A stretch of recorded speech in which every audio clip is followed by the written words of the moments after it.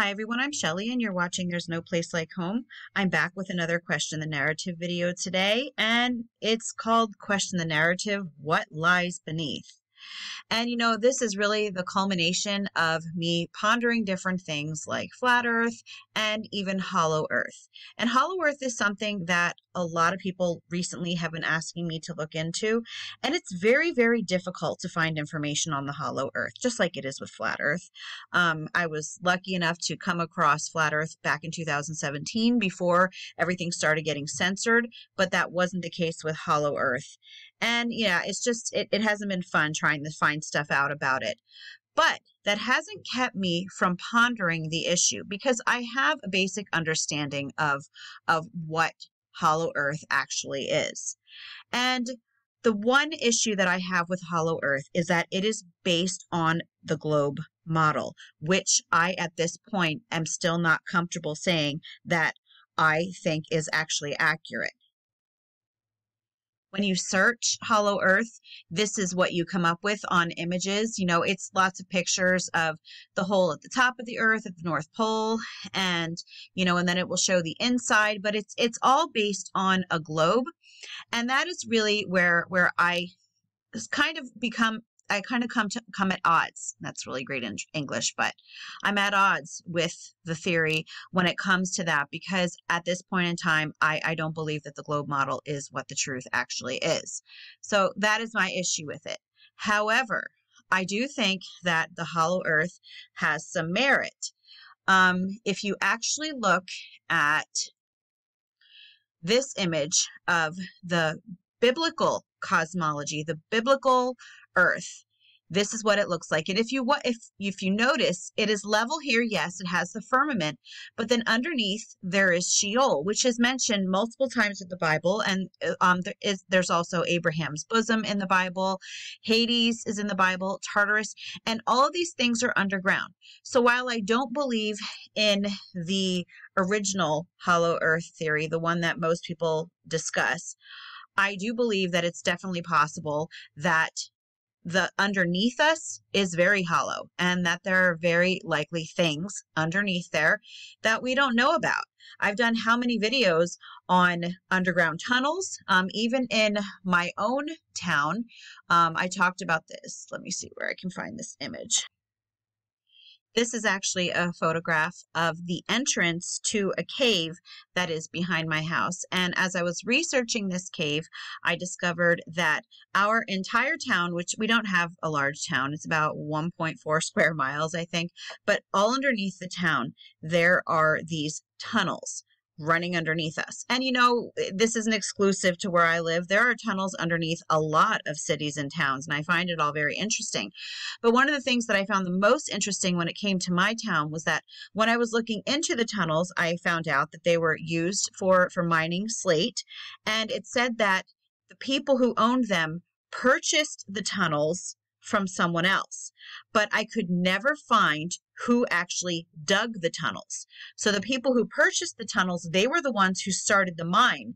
So my question is, what were the tunnels there? Why were they there before that? Who dug them? Were they always there? And I think this raises a lot of interesting questions, because I'm going to ask again, what lies beneath us? And it's actually a question that came back into my mind again as I was reading Exodus 23 with my children today. And I decided that I was going to read to you the direct translation from Hebrew, because if you actually look it up, there are so many translations of the Bible that they don't all convey the exact same message. So I thought that it would be helpful to just read the translation that's directly from the Hebrew, which is the language that the Old Testament was written in. And it tells us, Exodus 20 verse 3 says, "Thou shalt not make unto thee a graven image, nor in any manner of likeness of anything that is in heaven above, or that is in the earth beneath, or that is in the water under the earth." So we're told in 20 verse 3 not to make graven images of anything in the earth beneath. And yeah, you could say, oh, well, maybe they were talking about groundhogs. Maybe they were talking about worms, or, snakes are under the ground. But my question is, was there something else beneath the earth that this was referring to. And even in the water under the earth, I have to ask the same questions, especially with, what we read in the book of Enoch, which I'm going to get into very, very lightly in a little bit, just when it comes to this. Some of the Bible versions that I've read say that are on the earth. And so that conveys a completely different message when you say on the earth or in the earth. It really does matter. And that's why I thought it was important to come up with the translation that is directly from the Hebrew. This also made me think of Genesis. And Genesis, this chapter 3, verse 18, and it's talking about when the flood, when God is sending the flood, and he said, in order to destroy all flesh, that which has in it life force, breath from under the heavens, all that which is on the earth, it shall perish. And again, this is another direct translation from the Hebrew. And when it comes to this case, it says, all that which is on the earth, it shall perish. So there's a difference. Here we have in the earth beneath, as in underground, and here we have on the earth. And so if you think about the flood would have obviously affected everything on the surface of the earth. So the question is, what about that which is underneath the earth? Could there be things underneath the earth? In the book of Enoch, we are told that, now this is referring to the watchers, began to sin against birds and against animals and against reptiles and against fish. So this actually could be a different video entirely if you're going to talk about the possibility that there were hybrid creatures. So all of those mythological creatures that we're told about, like mermaids and satyrs, and do I have a picture of the Minotaur? No, I do not. But mermaids, satyrs, minotaurs, could they have been based on actual beings? And could some of these beings actually have hidden under the earth during the flood? That's a question. Could it also be maybe some of the watchers that were under the earth during the flood and hid down there and have since made their home down there? I don't know. Or what about the Nephilim? I don't know. But the question remains, what is down there? We know that there are tunnels everywhere, all over it's not even just underneath in the United States. It's all over the world. You find all of these underground structures, underground tunnels. We've got the catacombs in Italy. So many stories. So I'm going to go to this story right here, which I mentioned in another one of my videos. And this is about the ant people of the Hopi. And it tells us that one of the most intriguing Hopi legends involves the ant people, who were crucial to the survival of the Hopi, not just once, but twice. The so-called First World, or World Age, was apparently destroyed by fire. And to me, that screams reset. Possibly some sort of volcanism, asteroid strike, or coronal mass ejection from the sun. The second world was destroyed by ice. Again, to me, that screams something like a reset, ice age glaciers, or a pole shift. During these two global cataclysms, the virtuous members of the Hopi tribe were guided by an odd-shaped cloud during the day and a moving star at night. Sounds a lot like Exodus, doesn't it? That led them to the sky god named Sotuknang, who finally took them to the ant people. In Hopi Anu Sinam, the ant people then escorted the Hopi into subterranean caves, where they found refuge and sustenance. And that's just an illustration of the ant people. In this legend, the ant people are portrayed as generous and industrious, giving the Hopi food when supplies ran short and teaching them the merits of food storage. In fact, another legend says that the reason why the ants have such thin waist today is because they once deprived themselves of provisions in order to feed the Hopi. So very interesting that you've got this legend of these underground beings that were helping the Hopi tribe. And, we've talked about some of the legends of the Native Americans in other videos when it comes to giants, because they also have stories of giants. And we hear a lot of very similar stories around the world. We have also heard or maybe you haven't, of Mount Shasta. That's something else that I have heard of for years. Is there a secret underground city in Mount Shasta? And it says there are many paranormal stories coming from Mount Shasta. And I have covered some of these before, but one of the most famous and intriguing cases happened in the early years of the 20th century, and it involves gold, giants, and an ancient underground city. Now, I'm obviously not going to read this whole thing to you, but I'll give you the gist of it. Let's see. In 1904, a geologist and treasure hunter, J.C. Brown, was hired by a mining company, there you go again, mines, to hunt for gold in Northern California. And during his explorations of the wilderness, he claimed to have come across a rock fall at the base of a cliff at Mount Shasta. So he suspected that there must be something buried underneath it. So he started to dig and clear away all the rocks and all the rubble. And once he was done, Mr. Brown uncovered a huge, mysterious tunnel of very unusual dimensions. The passage of this tunnel was 10 feet high and 7 feet wide, and it also curved downwards into the interior of the earth. So, of course, extremely curious and extremely excited, he decided to go check it out. And he kind of got this feeling that there must be something of great importance at the end of this tunnel. And he was right. Once he reached the bottom, he saw something that just blew his mind.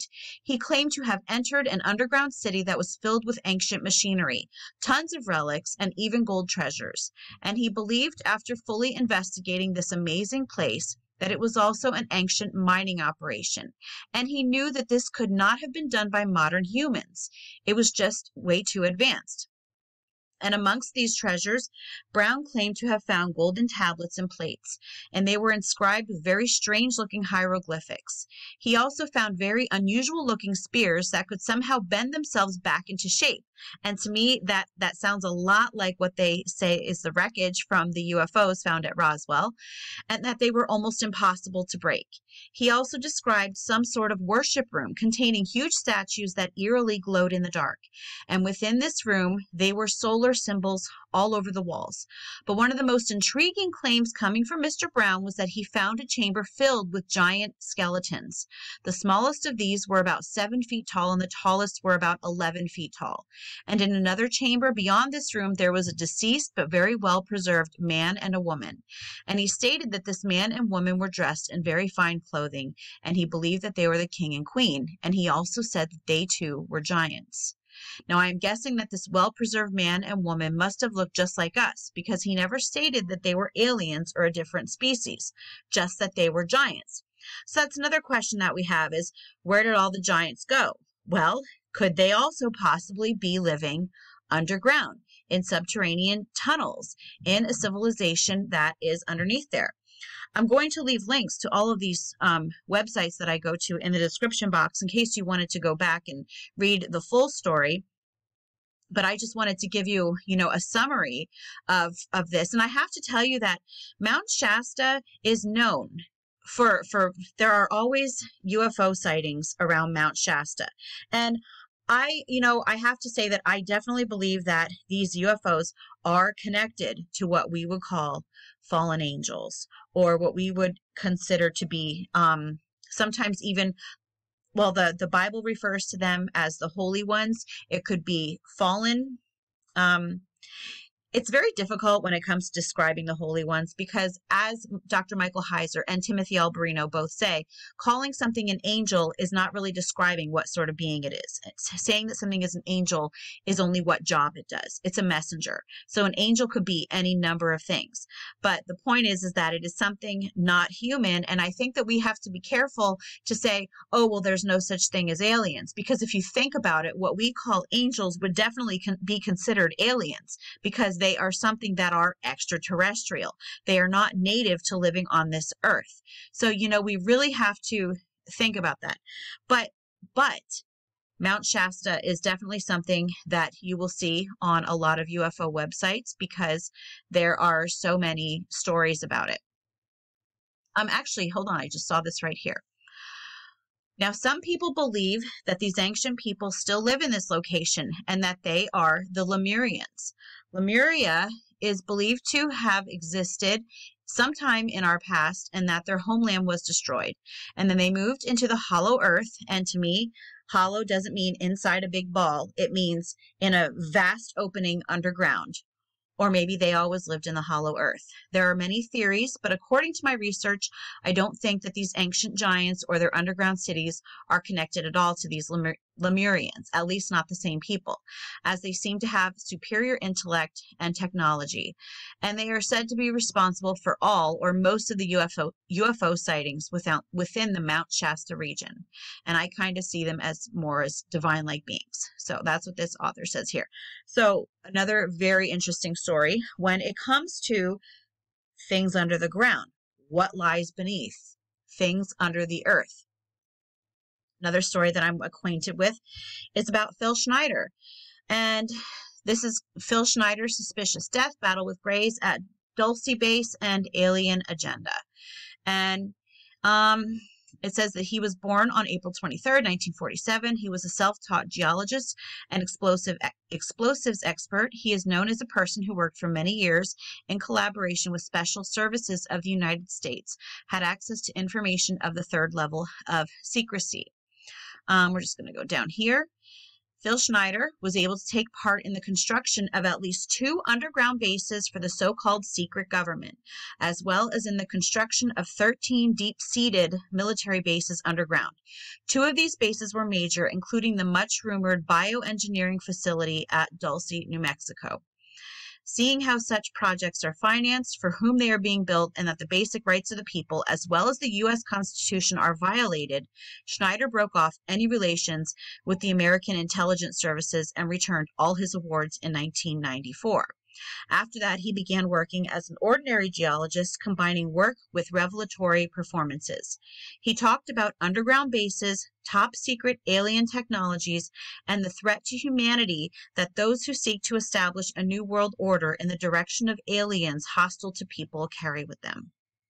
Now, I just want to add quickly that it says about his battle with the Greys. And sometimes what I think of, the Greys are always seen to have these huge eyes. And that would make sense if they are living underground, because they would need to have these huge pupils in order to be able to take in more light so that they can see better. That's at least my theory. Anyway. And right here, there's actually a video of him speaking. I have watched this already. I highly recommend that you come to this website and you click on this, or at least find it on YouTube. Watch it. It is mesmerizing and it's quite scary. I would say don't watch it before you are going to bed. But when he's talking about the Greys, though, I'm definitely seeing them as being possibly the Watchers or the fallen angels.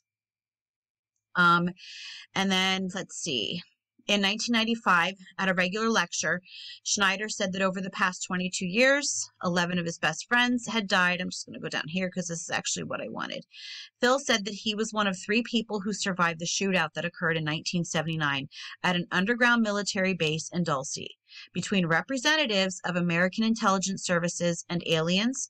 As a result of the influence of an alien weapon, Schneider got a dose of radiation and subsequently fell ill with cancer. And I do believe that he shows in this video here that his fingers were actually shot off in this battle that they had. So again, you know, while in the legend of the ant people, they were very helpful and, you know, wanted to help the Native Americans. When it comes to Phil Schneider, that's not the case. But, you know, you have to think there are likely different factions. You know, there are good people and bad people, and I'm sure that comes to the same way with all of God's other creation. We definitely know that when it comes to, you know, even Satan, he fell from heaven and he took a third of the angels with him. So lastly, I just want to go to talk about the angels in chains. 2 Peter 2:4 tells us, "For if God spared not the angels that sinned, but cast them down to hell, and delivered them into chains of darkness, to be reserved unto judgment." Now, again, I'm going to go back to this, and I believe that it is very possible that it is in these bowels of the earth, in Sheol. This is where we will find the angels that are chained. And, you know, again, many of these other beings that we hear stories about all the time, but that we don't necessarily see up on the surface with us. But I think that there's enough evidence that we could at least look into the possibility that, yeah, there are definitely things down there. Jude 6 tells us, and the angels which kept not their first estate, but left their own habitation, he hath reserved in everlasting chains under darkness unto the judgment of the great day. So again, we have the scriptures telling us that the angels are bound, they're chained, and they are chained underground, and they are chained in darkness.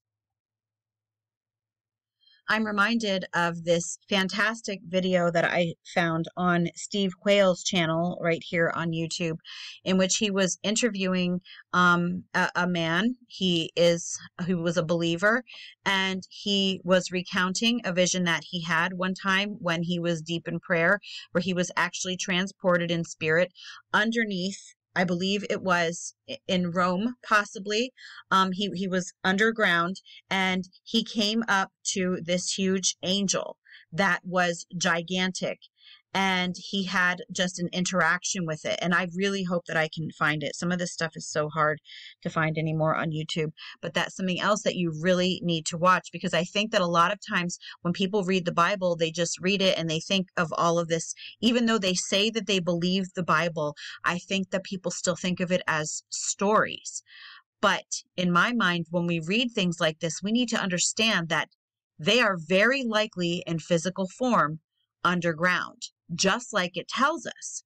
And so that's why, when I've been telling people that I wanted to start looking into the hollow earth theory, a lot of people are like, why do you want to look into the hollow earth theory? Because, that has to do with the globe and even heliocentricity, because then it talks about how all the planets are hollow inside, which we have no way of knowing that. Even if the planets would exist, we would have no way of knowing that. But I think that they don't, the hollow earth and the flat earth, they don't have to be mutually exclusive, because we have this whole vast area right underneath our feet that could very well be hollow. So could the earth be hollow? Yes, I do believe so. Could it also be flat? Yes, I believe there's a very good possibility that it is flat as well. And could it be both? I think that is the most likely of all.